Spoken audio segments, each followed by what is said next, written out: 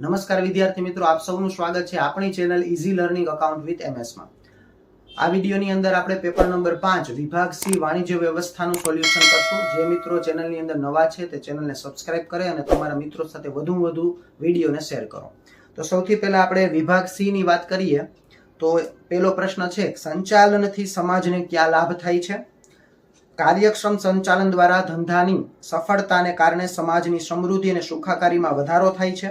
ધંધાકીય એકમો અનેક વસ્તુઓ અને સેવાઓનું નીચી પડતરે ઉત્પાદન કરી શકે છે, તેને કારણે સમાજને વાજબી કિંમતે વસ્તુ મળે છે, પરિણામે સમગ્ર સમાજનું કલ્યાણ થાય છે।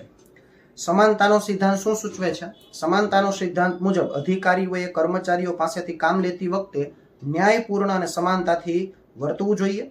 આ માટે વૈધિક કે રૂઢિગત વલણની જગ્યાએ અવૈધિક રૂપે વર્તન કરીને એકમમાં સમાનતા સ્થાપવા માટે શક્ય તેટલા જરૂરી પ્રયત્નો કરવા જોઈએ।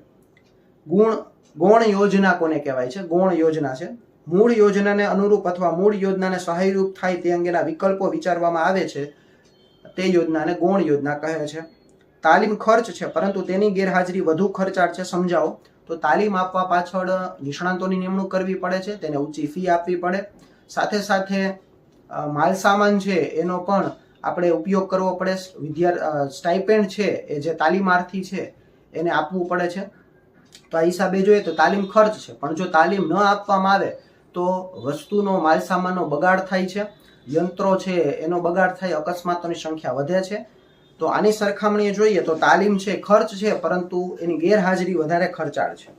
ત્યાર પછી ભરતી માટેના 4 બાહ્ય પ્રાપ્તિ સ્થાનો નામ આપો। અહીંયા 4 કીધા છે પણ આપણે બધાય લખ્યા છે।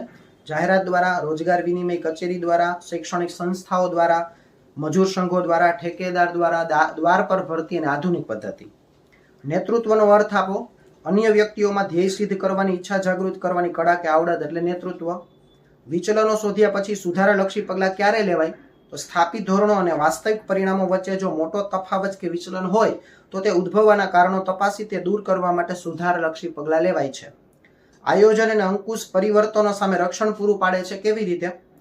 તો આયોજનની સફળતાનો આધાર આંતરિક અને બાહ્ય પરિબળો ઉપર છે।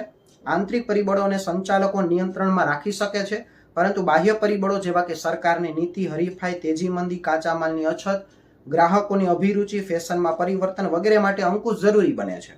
સંચાલકો બાહ્ય પરિબળોને સમજીને તે અનુસાર સુધારાલક્ષી પગલાં લેતા હોવાથી આયોજન અને અંકુશ પરિવર્તનો સામે રક્ષણ પૂરું પાડે છે।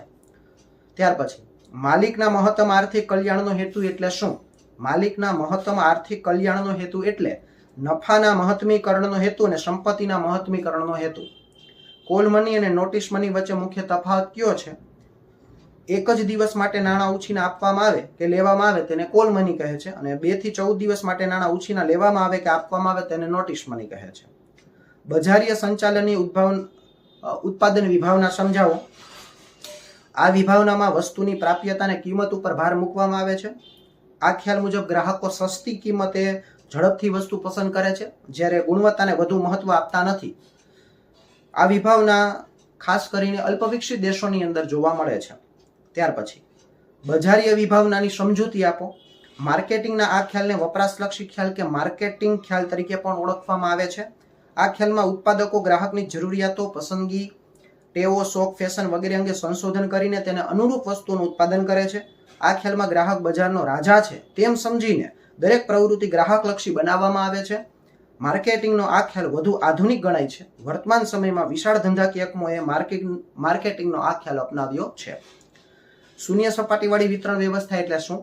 જ્યારે ઉત્પાદક પોતાની ફેક્ટરીમાંથી કે પોતાની માલિકીની દુકાનોમાંથી પોતે જ ગ્રાહકોને સીધું માલ પૂરો પાડે તેને શૂન્ય સપાટીવાળી વિતરણ વ્યવસ્થા કહે છે, જેને પ્રત્યક્ષ વેચાણ પણ કહે છે। ત્યાર પછી ગ્રાહકોના દ્રષ્ટિકોણથી ગ્રાહક સુરક્ષા વિશે માહિતી આપો। તો જેમાં 3 મુખ્ય મુદ્દાઓ છે।